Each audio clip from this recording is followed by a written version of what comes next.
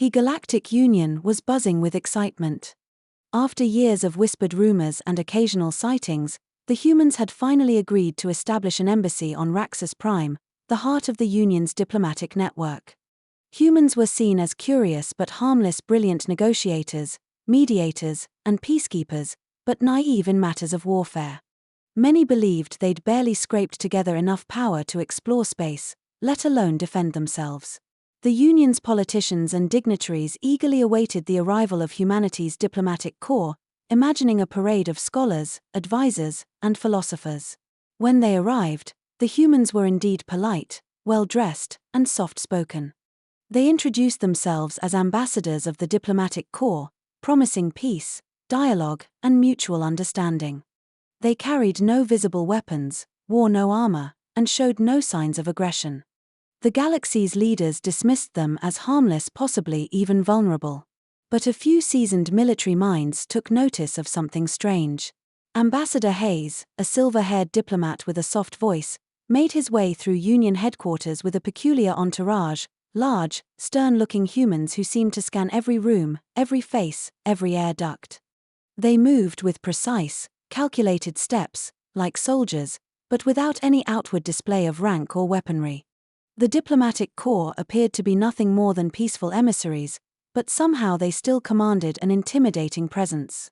The truth about humanity's diplomatic corps was unveiled the day the Brelkan Empire attempted a coup.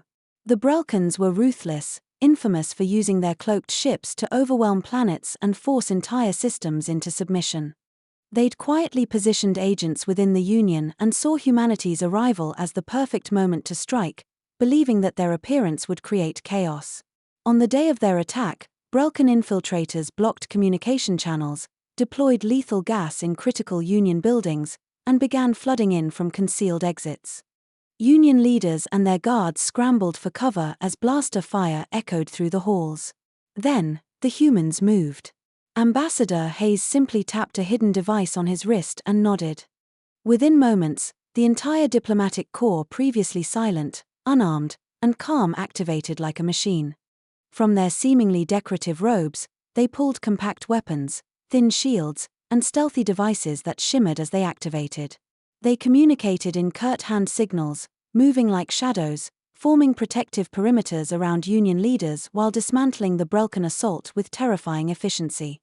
Within seconds, the Brelkan forces encountered what no other species had ever witnessed from the diplomatic corps: deadly precision, tactical control, and what seemed like preternatural knowledge of the entire facility layout. One Brelkan commander, who had successfully infiltrated the Union command center, laughed when he saw a single human diplomat blocking his escape route. "Stand aside, diplomat," he sneered, raising his blaster. Ambassador Hayes tilted his head slightly, a faint smile playing on his lips. "I think not," he replied in a measured tone. Then, with the fluidity of a trained fighter, he disarmed the Brelkan in seconds, twisting the weapon out of his hand before neutralizing him with a single, calculated strike. The humans moved through the chaos, effortlessly dismantling the coup in ways that looked more like choreography than combat. They neutralized every Brelkan infiltrator without hesitation, sustaining no injuries. Those who tried to fight them head-on found themselves outmaneuvered by human diplomats who moved faster and hit harder than any soldier they'd ever encountered. When the dust settled, the Union dignitaries and guards stood in awe. The humans resumed their positions as if nothing had happened.